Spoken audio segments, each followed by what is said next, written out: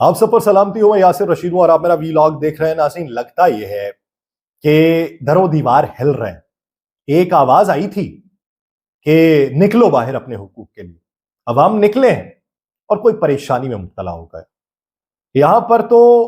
اب یہ بھی دیکھنے میں آیا ہے، ماضی میں ہوتا تھا، دھاندلی کے نعرے لگائے جاتے تھے، الزامات لگائے جاتے تھے، پاکستان میں 2018 میں بھی لگائے گئے ہیں، لیکن 2018 میں فتح کا جشن منانے والوں کی تعداد بھی بڑی تھی، جو یہ سمجھتے تھے کہ برسر اقتدار پہ بیٹھے ہیں تو عوام کی طاقت سے بیٹھے ہیں۔ بیرونی دنیا میں بھی ایسا ہوتا ہے،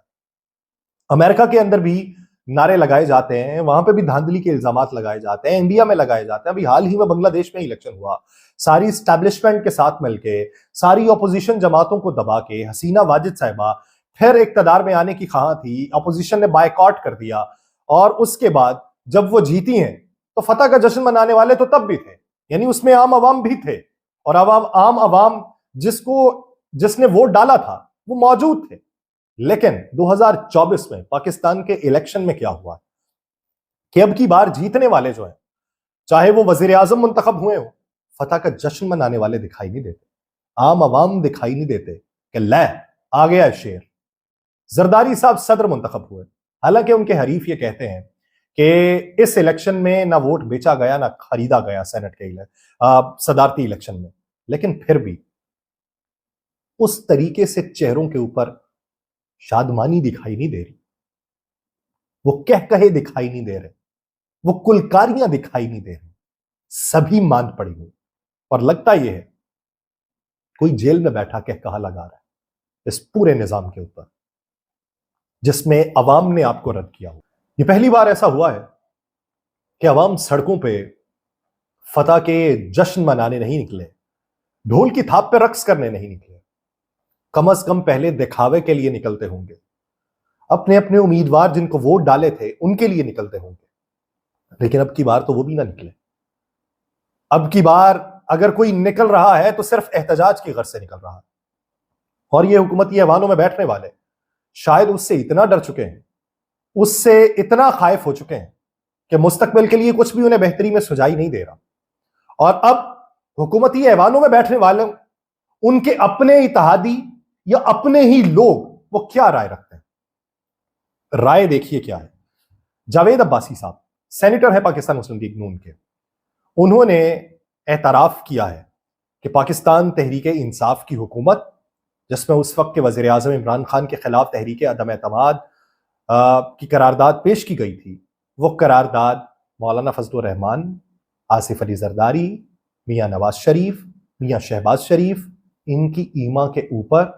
نہیں کی گئی، بلکہ وہ اسٹیبلشمنٹ کے کہنے پہ جمع کروائی گئی تھی۔ انہوں نے یہ مانا ہے کہ اسٹیبلشمنٹ نے کہا تھا کہ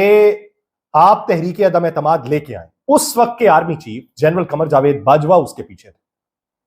یہ سینیٹر جاوید عباسی صاحب کہہ رہے ہیں۔ مشاہد حسین سید صاحب، اب آپ یہ دیکھیے، پنجاب کے اندر پریس کانفرنس ہوتی ہے، عظمہ بخاری صاحبہ کرتی ہیں، کوئی اور کرتی ہیں، وہ کہتے ہیں فتنہ پارٹی کا خاتمہ کریں گے۔ عظمہ بخاری صاحب پنجاب کی سطح کی لیڈر ہیں، وفاقی سطح کے لیڈر مشاہد حسین سید صاحب زیرک سیاستدان ہیں، سیاست کے اندر انہوں نے دہائیاں گزار دی ہیں،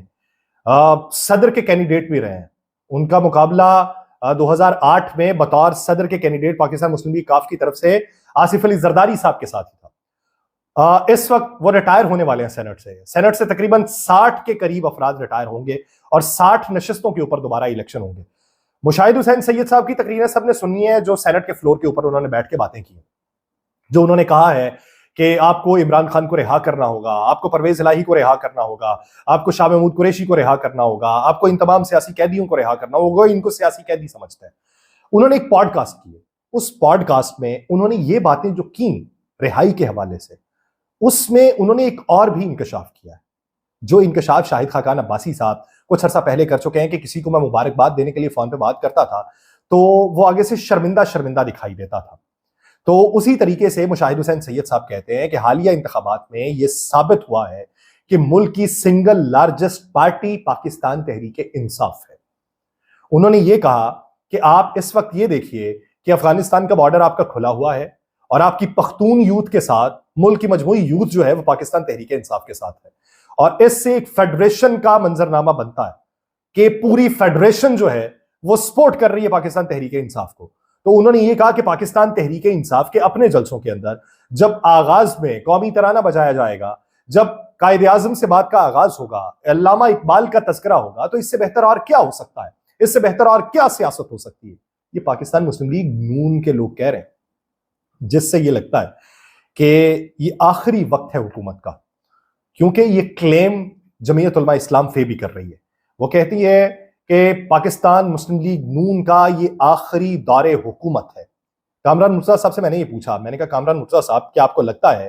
کہ یہ حکومت چل جائے گی، یہ حکومت آگے بڑھے گی اور مدت پوری کر لے گی؟ تو انہوں نے کہا قطعی طور پہ نہیں لگتا. میں نے ان سے یہ سوال کیا کہ مولانا بارے یہ تاثر یہ ہے کہ مولانا سے وعدہ کیا گیا تھا کہ انہیں صدر بنائیں گے اور پھر انہیں صدر کی نشست سے پیچھے لے گئے، وعدہ خلافی ہوئی جس کی وجہ سے مولانا جلال کے اندر ہے. تو انہوں نے کہا ایسی بات نہیں ہے، الیکشن سے پہلے ہی کسی نے یہ پیغام دیا تھا کہ مولانا کو اس کے سائز میں رکھو. یہ بات الیکشن سے پہلے ہی طے ہو چکی تھی اور میں نے مولانا تک یہ بات پہنچائی بھی تھی. تو انہوں نے یہ کہا کہ سائز بڑھایا جو گیا ہے وہ پاکستان مسلم لیگ نون کا سائز بڑھایا گیا. اب پاکستان پیپلز پارٹی سے یہ پوچھنا ہے